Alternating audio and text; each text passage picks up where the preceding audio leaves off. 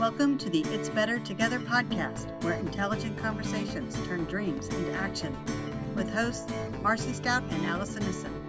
Each episode highlights inspirational women and practical business advice from the Revel Coach Tuesday at 2 live programs. From building a website to securing more clients, we cover topics that are interesting to you. Marcy, do you find social media drives you crazy? I actually do. I have to say that I always feel like I have a handle on it and I know the value of it and I enjoy being a viewer of it. But when I think about my own business, there are so many things to think about. Well, on this Tuesday at 2, we have Lucy Carlisle, who's going to give us the skinny on how to use social media. Let's meet Lucy. I have always been very into aesthetics and how the vision of how people brand their businesses. So that's everything from the logo to the color palette to the typography. That's just been something that I have always found super interesting. So my first internship ever, back before I was in college, I was in an interior design internship because I was kind of following that aesthetics side, that aesthetics passion. And then from there, I fell into marketing and I absolutely loved it and continued marketing all through college. And I graduated from Denison University in May and started doing a bit of freelance work while I was applying to jobs in Boston, like any old in-house marketing agency in Boston. And the freelance work started taking up so much time that I was not having any time to write cover letters or build my resume out anymore. So I started prioritizing the freelancing and putting the job applications on the back burner. So it kind of felt like the whole thing fell into my lap in a way with the situation of COVID happening right now. So many companies are needing to reimagine their marketing efforts. And I am super hands-on with my clients, especially because so many of them are small and local businesses. So the referrals were just kind of like blowing me away. And I felt like, okay, I do love branding. So I'm going to brand myself and move forward with this opportunity. And I now have become pretty much a full service marketing agency called The Social Link. And I do everything from branding to consulting to graphic design and website design and social media, which is what we're going to talk about today. Well, Lucy, that's awesome. And congratulations, because it's hard to believe you've gone from graduating from college, what can I do, to now, in my opinion, since you're launching one of our brands, a full-on brand manager from scratch to building something. So, we always love the quote, like, be the girl that decided to go for it. And you are the epitome of going for it. So that's fantastic. Congratulations. So when you think about starting your own marketing company, so obviously you've got the creative side, you have the passion for it, and you started to just kind of put some things into motion. You say freelance, which sounded pretty easy for you to say. But can you just share how, if somebody else wanted to get started in doing this, like how do you get started in freelance? Where did you begin?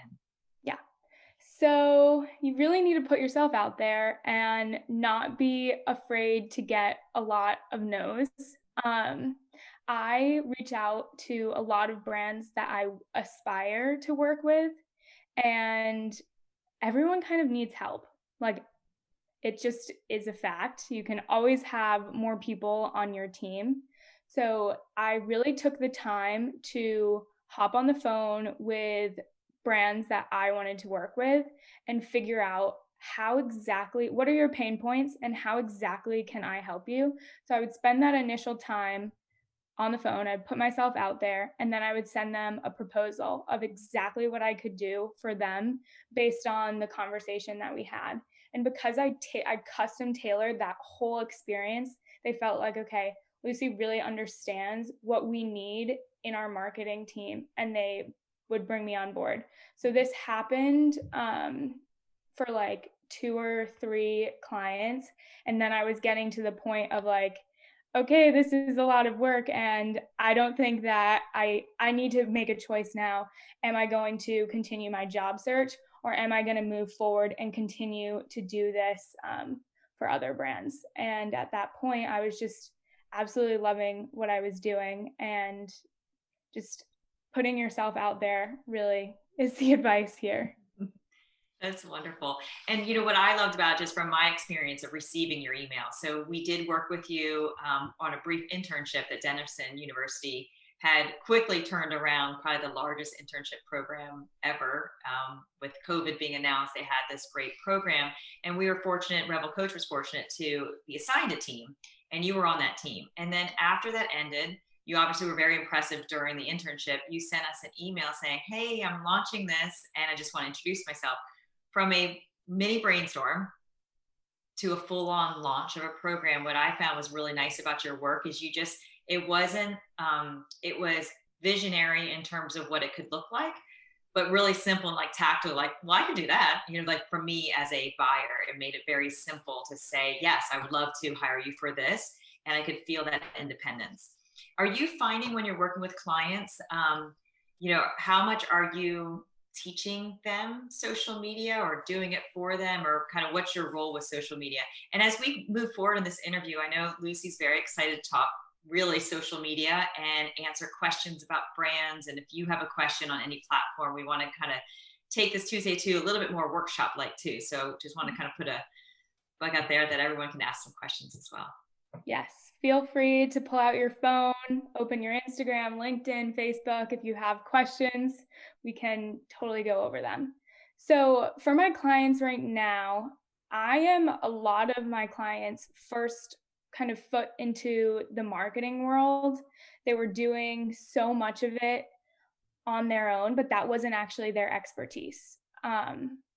So I have come on board for so many people, and not only been a marketing manager, but so much of my time is spent like going and having in-person consultations where I do like tutorials on how the platforms work. Just literally I've had to teach people like, how do you comment or respond to DMs? That's how little they know about Instagram. To the other side of, some people have good experience with social media and want to know the newest, like stay up to date with new features, because social media is getting updated constantly. There's Instagram guides now. There's always something changing in the algorithm. So I kind of have that whole spectrum. The clients that know a lot usually want to know a little bit more about the details so that they can do it themselves. So that is more like a consultation style. And then the ones who don't know how to respond to a direct message, I'm usually just doing it all for them. They're like, I don't want to deal with this. I never want to learn. Here you go. So it's all the above. I know, Lucy, when we were working together this summer, I was one of those people who kind of didn't really know a lot about Instagram. So on Facebook, I'm pretty well versed, but Instagram, I didn't know. And you created for me a survey that I could use on Instagram. It was for a giveaway, and a contest. And so have you been able to continue that sort of thing for your clients, or can you even explain what that is? Yeah. Yeah, absolutely. So a giveaway is actually one of like the top ways to gain a following and increase your audience on Instagram or Facebook or whichever platform that you're going to do the giveaway on. And this style of social media is more of a campaign style. So you're creating a calendar and you're having a very specific goal of what you want to happen with however many dedicated posts you have to the giveaway campaign. And that will span for, let's say, like 1 week or a month, and then the campaign will be over, versus the organic content that you're posting on a weekly basis. So I do campaign styles with my clients as well. And this can be anything from a giveaway to a collaboration with another account. There are all types of social media campaigns that you can do. Can you kind of share how you choose different social media platforms, like which one you choose for what? I am partial to Instagram. I just love it. It's so easy.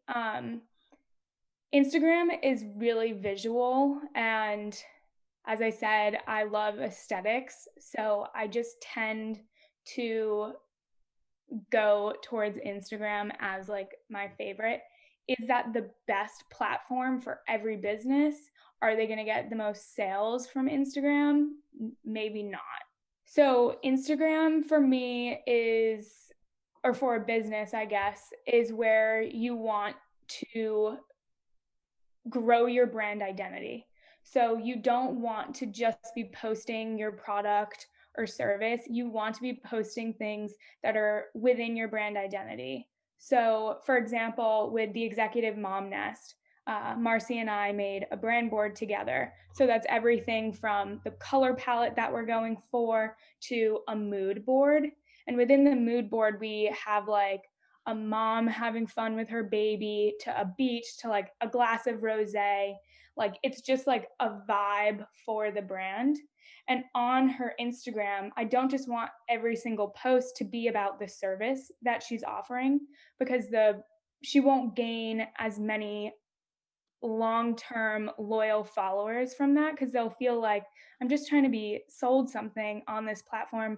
Why do I really want to engage with them? So what you want to do there is post things like, we just posted a beautiful photo of the beach, something that's scenic, something that's calming, something that's in line with the brand identity, and creates like this overall mood when you do hop onto the Instagram and can see all of the posts.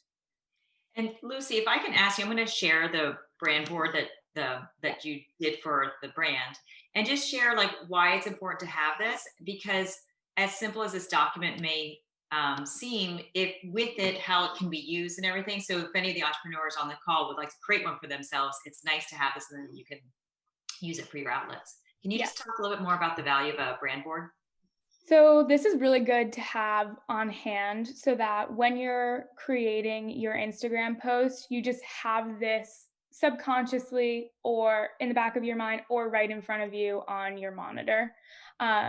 So up at the top, you usually do your logo and some type of design element. So for the Nest, we do have an element in the logo, so we can add that, like say in the bottom right-hand corner of post, or you add the logo. And then you go on to the typography, which is just usually what is in your logo. You kind of want two, which is the header typography and the body typography. It's really good to mix different fonts together aesthetically. You don't want it to be all one usually. And then you can do a brand palette. So the first three colors are in the logo: the background color, the accent color, and then the color of the font. And then you can also just go beyond that. Like you can have 6 to 7 colors that you can throw into extra posts, like into little graphic elements. So we have this really, really pale pink on the far right-hand side for when we do need something that's beyond what is in the logo. And then we have the mission and the vision typed out. And what I try to do here is keep it super short, because the mission for the Nest, I could write like 3 pages for it. I completely stand behind it. I just think it's awesome.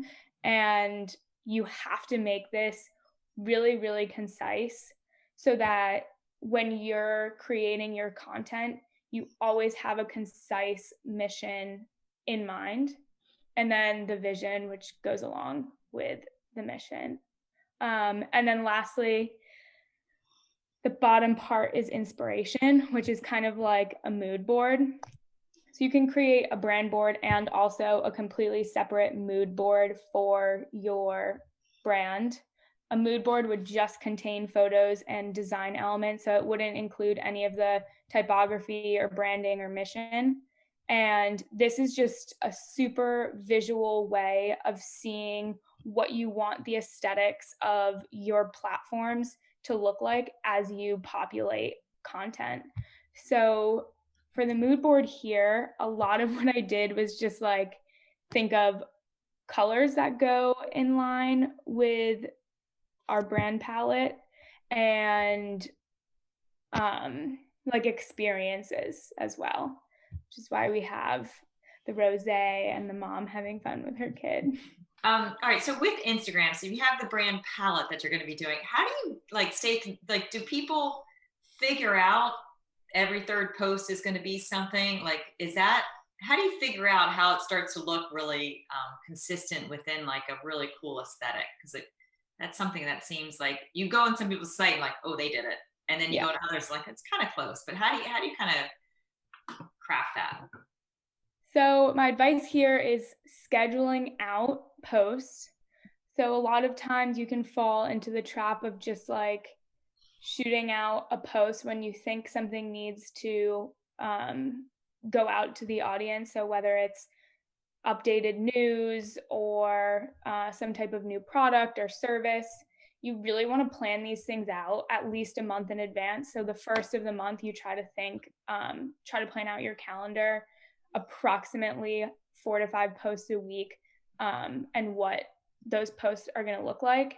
And then in terms of making sure that they're cohesive together, there's an app called Visco, and you can actually put filters on your post. So you can do the same exact filter every single time. So you would have a setting and you can post it to Visco and see what they look like in all those squares together.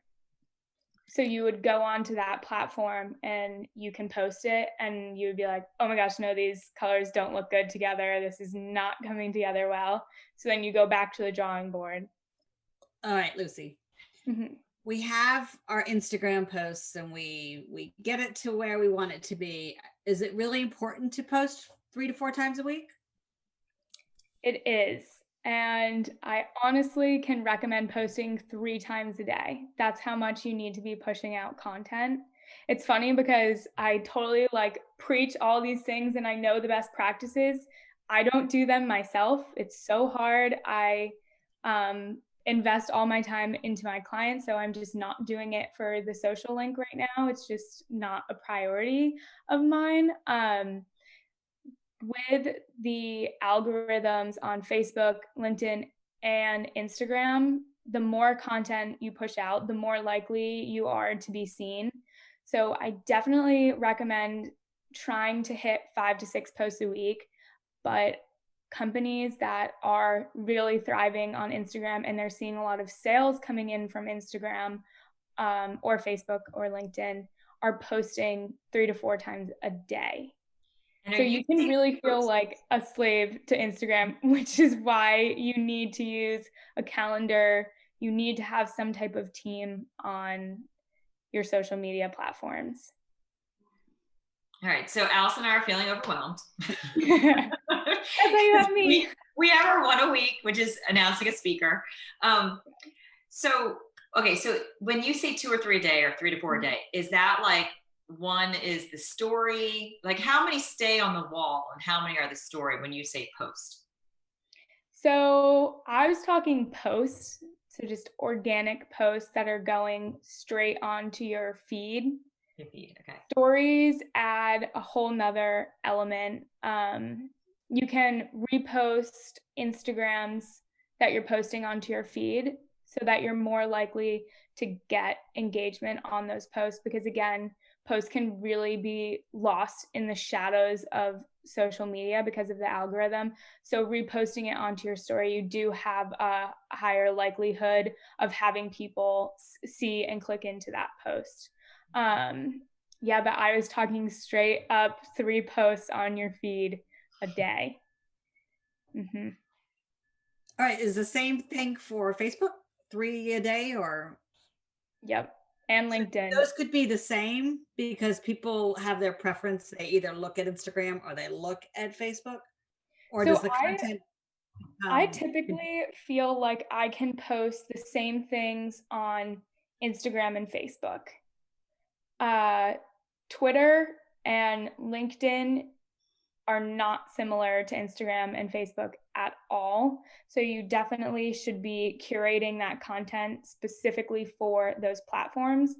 But I don't deter people from just clicking that little button when you're about to post an Instagram and having it go out to your Facebook, because it saves so much time and energy. Never, ever, ever do that for Twitter though, because those platforms just really don't integrate well. So when you're posting an Instagram and click, let's have this go out to Twitter, it actually just posts a link to the Instagram on your Twitter. So you're not going to see any type of engagement with a type of post like that on Twitter. You need to go onto Twitter, use a bunch of hashtags, a short caption, and have whatever visual attached to your Twitter. That's a perfect segue to hashtags. Mm-hmm. So I understand from an article that you wrote that there's a different way to use hashtags on different social media platforms. Mm-hmm. So could you first off start by explaining why we need hashtags and then how to differentiate them? Yes. Hashtags are so important. You might as well not post if you're not using hashtags. That's how important they are, especially if you're trying to grow your account. If you're like over 10,000 followers, okay, maybe you don't need to use hashtags anymore. But when you are trying to grow your account, they're so, so valuable. So on Instagram, you can use up to 30 hashtags. I recommend trying to use them all. And then my biggest tip for hashtags, if you're going to take anything away from this hashtag talk, is that they should be long tail. And what I mean by that is you don't want to use the basic like hashtag beach, hashtag happy. You want to be using, so again, I'm going to use the nest because we just posted there yesterday. You're going to be wanting to use longer hashtags, something like mompreneur, like things that just longer chunks. So for me, I use Providence, Rhode Island marketing, local business marketing, not just hashtag marketing. And the reason for that is because there are millions of posts being populated into the different hashtag categories. So the shorter you use, the more likely you are to actually get engagement from using that hashtag. And the goal is that someone who is looking for an account like yours is going to find your account through that hashtag. So hashtags overall, they just make your content so much more visible, and you want to be using stuff that will be really specific, using hashtags that are going to be really specific to your demographic. And so do you put the hashtag in the post on Instagram or is it in the comments? So this is really preference. I like to put them in the comment because I like to curate my caption so that the viewer doesn't have to read 30 hashtags after the caption. But that's really up to you. You can do like an enter. So you just hit return and put them down lower. But I usually recommend putting them in the comment section just so that people aren't having to read that with the caption that you've created. And this makes no difference for how the post will actually pop up within the hashtag. Like it will come up the exact same as if you commented it as putting it in the caption. So for us with like Tuesday at 2, if we want to have increased our followers, if we went back to old posts and we then did a hashtag on an old post in their comment, like in a comment, would that still be relevant, or is there too much time in between the original posts that they'd say it wouldn't come up?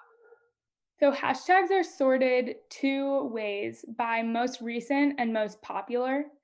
So that's again why I suggest the long tail hashtags, because a lot of businesses who are growing their following are not going to be seen for hashtag beach, hashtag happy, because there are going to be posts there that have millions of likes from accounts that have millions of followers. So if you're going back to old posts, you're likely not going to see the engagement increase that you want to with adding the hashtags there. If you do like a week out, that might be worth it. A month, 2 months out, no. Good advice. So I know Monica, who is one of our past Tuesday 2 speakers, she is always the student at social media and had a couple questions. So Monica, thank you for being with us. Yeah. Hi, Lucy. Hi, how are you? Good.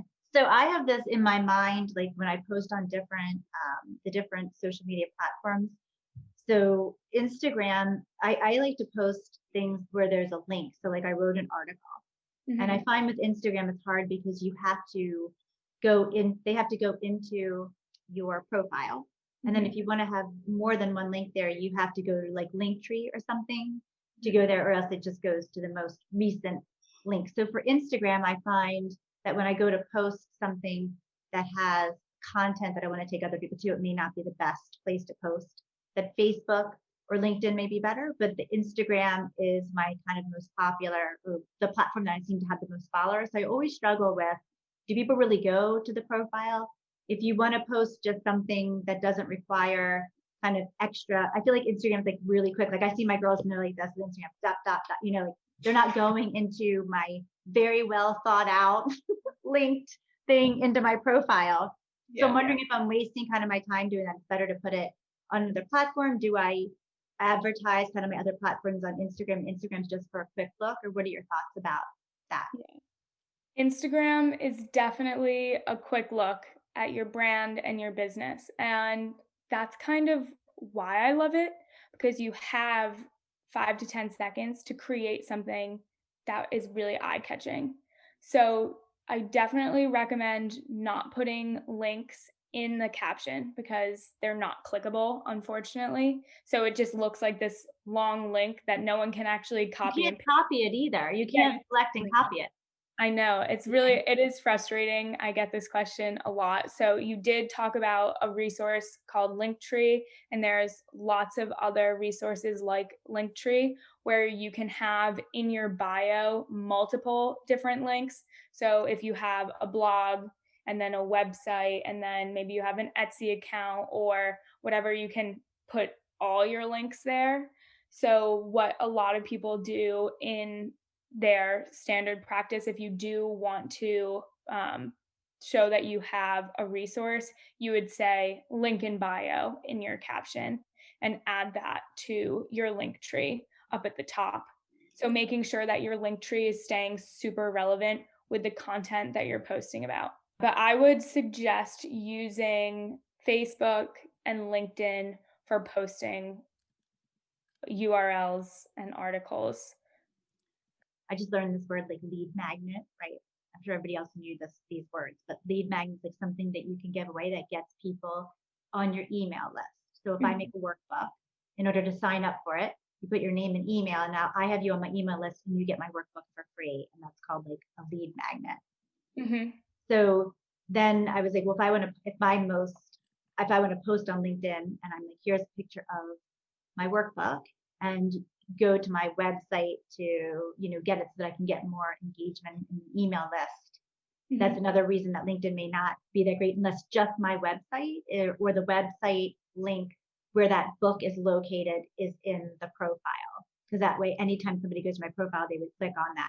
But that lead magnet might be better for Facebook or Twitter or LinkedIn, because then people can click onto it and leave the site. Does that make sense? Yes. Okay. Exactly. Okay. Yes. Okay. So what about, I know Monica started some YouTube videos, like doing some informative videos, which by the way, Monica, are very good. Oh, thank you. You're welcome. Yeah. So what about starting like a YouTube channel?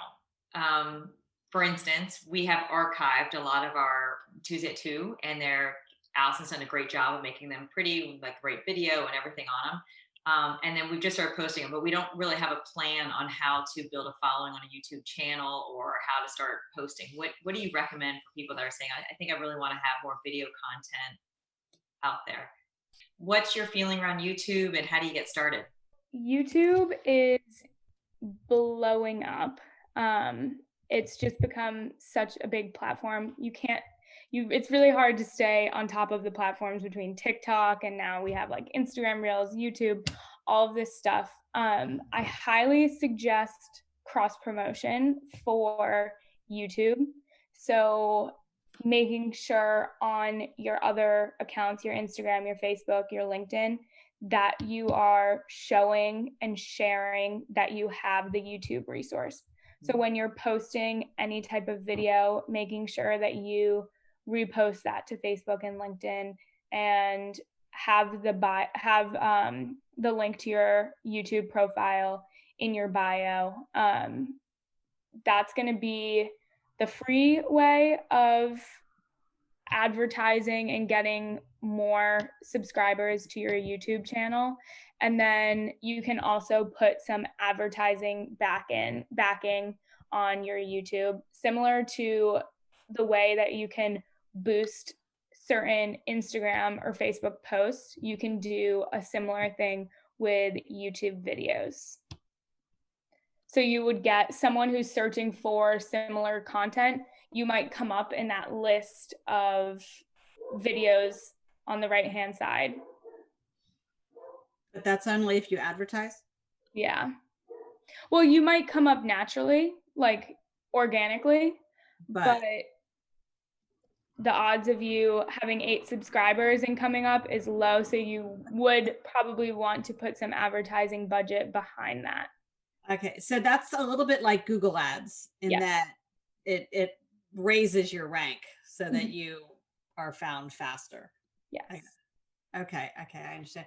So the thought that I've had with our YouTube channel is that I'm taking the Tuesday at 2s, I'm putting them there, and it's more podcast style than like actual video of the whole conversation. Mm-hmm. My thought was I would like to take it and then drip it out into a podcast stream, but that's like maybe towards the end of first quarter of next year. So going onto a platform like Libsyn, where it can push all that content out to all the different all the different podcast platforms, and I can just take the YouTube, the MP4 and just have it pushed out that way. I mean, do you recommend that? I mean, is that one way to try to boost everything? I think, again, Instagram is not the platform for this. It's just like photos and that's it, and short videos. But I do think pushing those podcasts and that MP4 out onto your Facebook page and your LinkedIn page is a great way to have people who are already your followers latch on to the new project that you're doing. There's a service that somebody told me about and I haven't tried it. I'm sorry I'm being so annoying on this call, but I'm so excited. It's called Try Lately. Have you heard of it, Lucy? Try Lately? Try Lately? Try Lately. No, I haven't. It is something that if you have a podcast or blog or online articles, it uses artificial intelligence and it finds little blips of those that might be pertinent to people.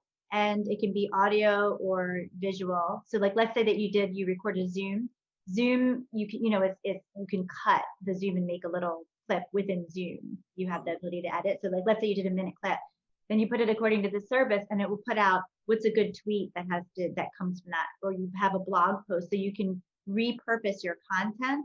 And I haven't tried it, but this group that I'm in said that it's really good if you're not sure what to put and you don't have the time to do it yourself, it might be an option. It is a service that you have to pay for. But it sounds like the AI knows kind of what people are looking for and you already have the content. It makes sense just to correlate them. So it's www.trylately.com. Right now, yeah. But a couple of people I haven't tried it myself, but it seems like in terms, like if you don't have a person to help you, it might be a good idea if you already have stuff and you're just trying to figure out what to do with it. It is one thing that's really cool. Like as this whole social media and social presence has evolved, you have these phenomenal like engineers and people like, let's make it simpler for everybody. So how AI gets used in it, Mhm. it's pretty cool. I love that. All right, so Lucy, everyone's into social media. We all want to do it for our business. We all know it can be very valuable and very overwhelming. Let's kind of regroup and be like, all right, if you're in that stage of, I know I need to do it, I've got some content, don't really know if I have the time to do it. What's like some simplified advice to get started? Like obviously, everybody always says like pick a lane or two. So maybe Instagram. For us, it's Instagram and LinkedIn are two, but Yeah. maybe YouTube coming up. So What's your thoughts of getting started? Like how to get organized and with the advice that we started this call on, like how did I start freelancing? You really just need to put yourself out there, put the profile up there, and if you have no other action item from this call, just make sure that you're putting aside, I would say like an hour a day to work on your social media platforms. And you don't need to make this like I'm sitting at a desk at a computer, like searching through all of social media. You can do this while you're getting a pedicure, right when you wake up and you're still in bed, like while you're on a walk. You don't need to make it feel like work. So try to set aside that hour a day and just pick up your phone and spend either like 20 minutes on 3 platforms or the full hour on one platform that you want to focus on for the day.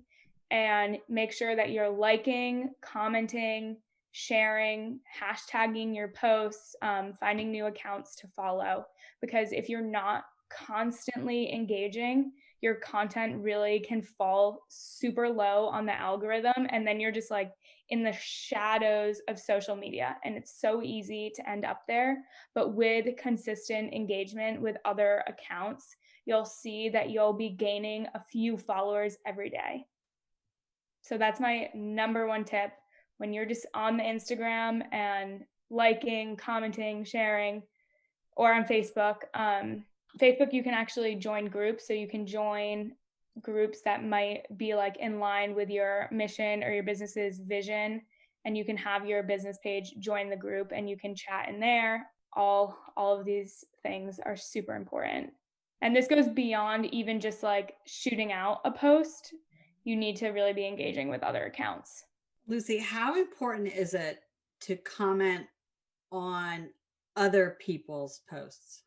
So important. Like, honestly, more important than posting yourself, like on your personal profile. I see the most follower increase when I spend the time engaging with other accounts. Because if you think about it, like your account is only so searchable. And the way to make it more searchable is by commenting on other people's content, because then every single person that follows that account is then seeing your comment and then you're more searchable for that. And people really do look through the comments, and it doesn't need to be a crazy comment. It can be like, heart, love this, like, this is so cool, or congrats, like, whatever. People will be like, this is an active account. Let me click onto this. And you're way more likely to see an increase in engagement through that type of interaction with other accounts. And one thing we can do for each other, I know Marcy, you've done this for me and Allison, like if I write a post, like I can tag, let's say Marcy or Allison in it. They know their tags and they go to it, then they comment. So one thing that we can do is tag each other, or you guys could tag me. And then when I know you posted something, I can write a comment in yours and it can start that trend, right? Because otherwise I don't know just to look at like Becky's. But if Becky tags me, then I know to go. I look at it and be like, that's such a great whatever. And that's a way that we can all help each other get engagement on our posts, right? Is that what you would? Yes, Absolutely. if Becky posts. When Becky posts, when Becky quarter one posts. Shy on social media. I'm trying. Becky's gonna post. I will post. Monica, I remember one time you sent us this note. It's like 10 things you can do for a good friend that's an entrepreneur. And they were all free, but it's like forward her post, like her comments. And it was really introduce her to a friend. And it really is fairly simple on how to help each other. And social media makes it even simpler for us to support each other, but sometimes not knowing how to or what to, or getting social media shy. Yes. And the biggest things that you can do, so this wouldn't exactly increase your following, but if you are wanting to support another business, the best way to interact with their content is pressing that little save button on Instagram. It like will save it. It looks like a little bookmark, or sharing it. So whether you DM it to someone else or share it onto your story, those are the top two ways to engage with someone that you want to support that will bring them up higher in the algorithm. Can we just do that back and forth between our own businesses? Yeah, absolutely. And my children. I love my nieces and nephews. I had my son, I think, like the Revel Coach YouTube, or at least the one when it came. So That's one of the 8. you might be one of the 8, Mace. Oh, that's great. That's awesome. We're going for 10. We're going for 10. No, I find it's much easier for me to comment.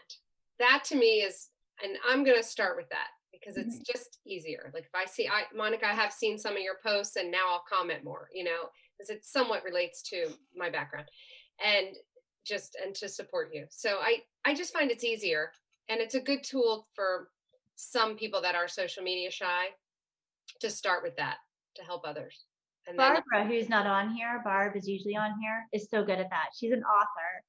And I could have something on there about some random women's health thing. And she's like, I love this. It's like some random, male factor infertility. It's like, this is so knowledgeable, so helpful. And I've got to say, I truly appreciate that, because I know that's not helpful to her. But I know that she is doing that to be helpful to me. She is very good with that. And I know Marcy and Al, like they always like on LinkedIn, or they're trying to really do that. I feel like it does make a difference. In terms, and it gets you some momentum to want to keep posting too a little bit. And it actually is helpful to her as well. It's super supportive to your account because people are seeing engagement, and the more engagement people see, the more likely they're to chime in to your account, like it, comment as well. But she's also opening herself up to your entire audience so that they might find her account. So it's really mutually supportive. Do you hashtag comments? You can, and it will actually bring the post into that hashtag category. So you absolutely can. So that's helpful when we post on, like if we were to post on Monica's and did a hashtag that kind of matches her brand or her purpose, that would help. And that can actually allow her to go beyond the 30 hashtags, because Monica can only post 30 hashtags on one given post. But if you are a different account going in to comment, you can go beyond that 30. And tell me the difference between Instagram hashtags and LinkedIn hashtags. LinkedIn is a lot more about trending hashtags, where Instagram doesn't really have trending, you don't get bumped up in the algorithm for LinkedIn for using a hashtag that's getting more views right then. So you kind of want to follow along on LinkedIn. You will often get notifications of, something in your Yeah, so I do dream big, and I always get comments from the coach on dream big. Yeah. So you really want to stay in your niche using these long tail hashtags so that people who are finding your account are looking for your service or product. You don't want someone who accidentally falls on your account to the hashtag happy, and then they're like, this wasn't what I was looking for. So using those long tail hashtags again, and just kind of consistency with what you're using as well. So if you're using Dream Big, using that in every post, you're more likely to have something that will have a higher hit, more views. I have another question, Lacey, shockingly.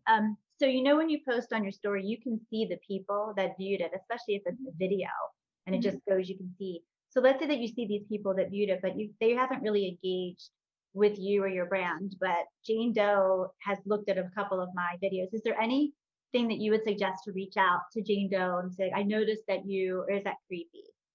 Like I noticed that you were not. okay. I sometimes call it like social media Working. stalking. Yeah. Yeah. Yeah, it's actually good to do. I have a few people follow me and they seem to have a message that they send to everyone that they follow. And that's probably because they're way more likely to get a follow back by having that message sent as well. So they have some template for, I'm going to go follow this account. And then another tactic that people use is liking a bunch of posts and then following someone. And the reason for that, I know it's like, oh my God, is this creepy? Am I like stalky? But your name will show up for a certain amount of their notification feed that they'll actually notice that someone new followed them and they're more likely to follow you back.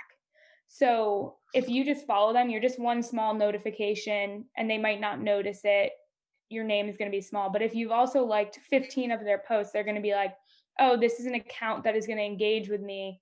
It might be worth following them back. And they're more likely to see that following. So that's absolutely not creepy to do. So that would probably be my first suggestion. If you see someone who's viewing your post, but maybe engaging, is going and engaging with their post so that they don't feel so weird. It's like, oh, let's support each other.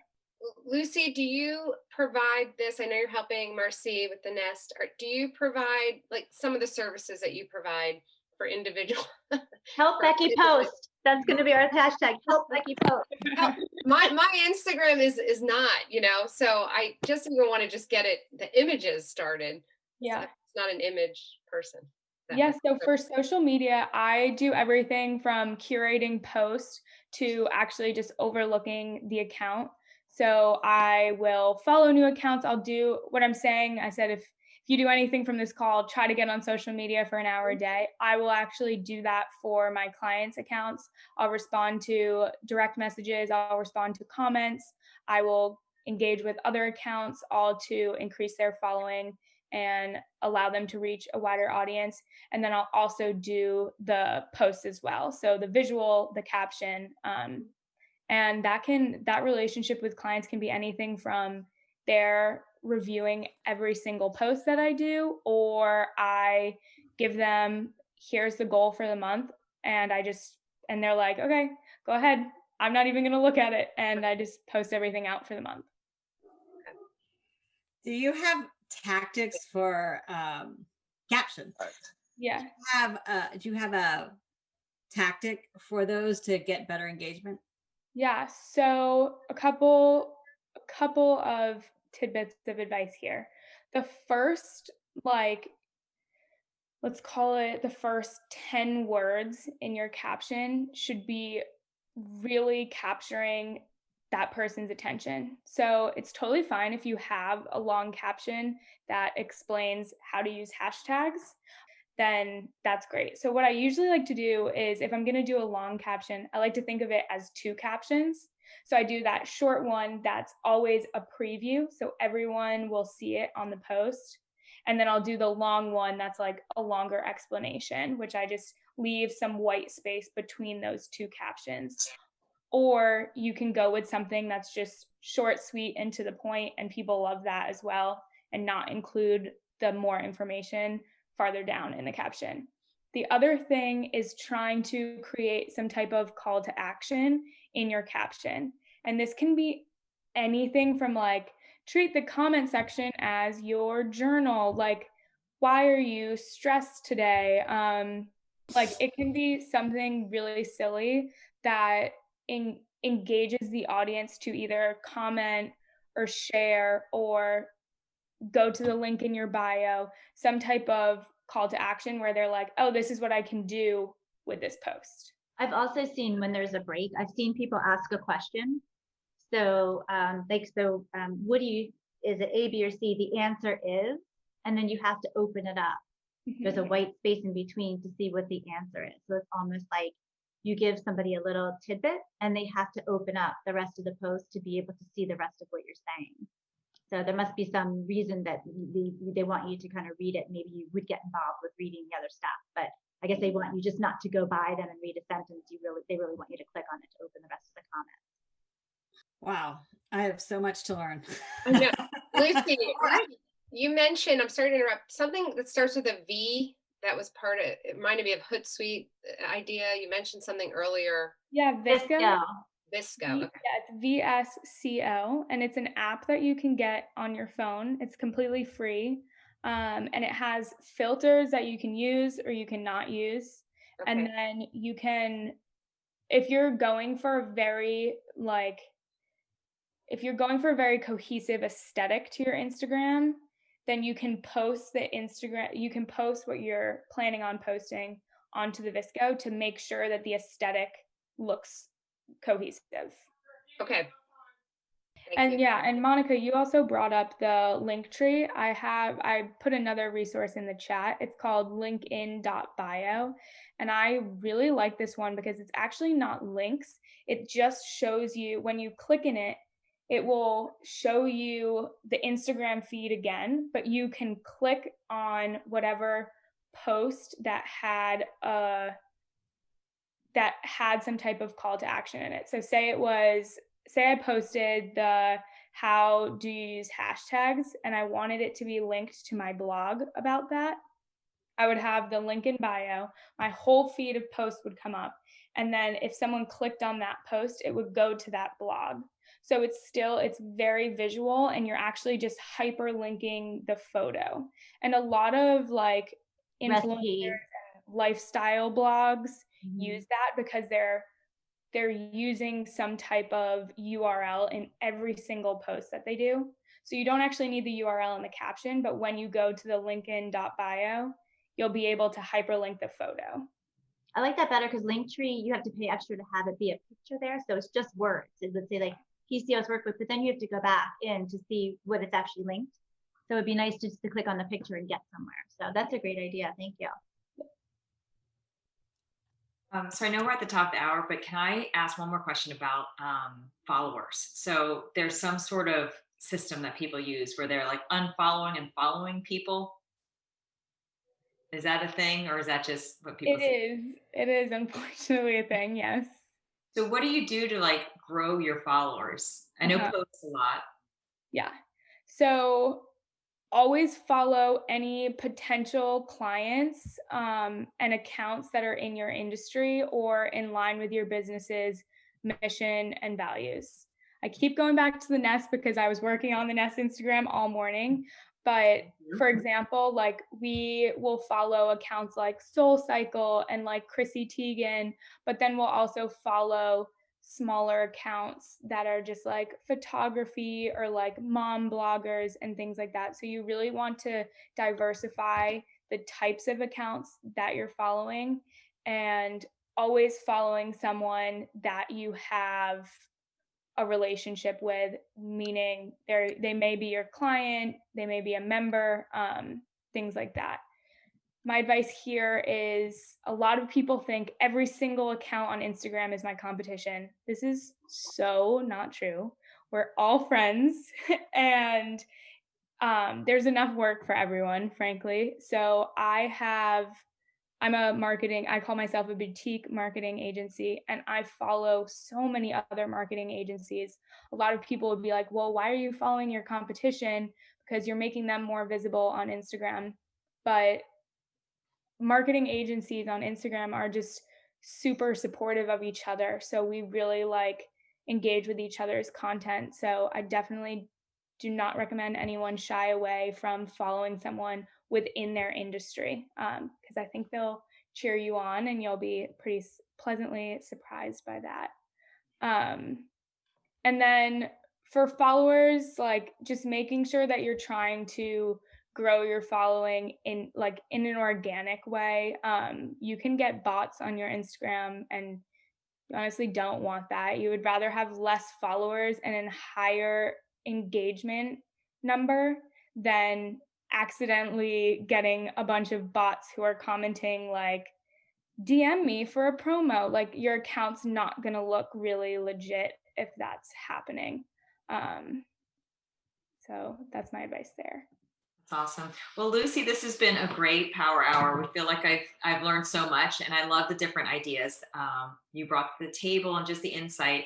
And overall, congratulations on starting your company. You're off to such a fantastic start, and it really is a cool success story to see you go from not knowing what you wanted to do to launching this amazing company. Thank you. To watch a live Tuesday at 2 program with Revel Coach, visit us at revelcoach.com. Until next time.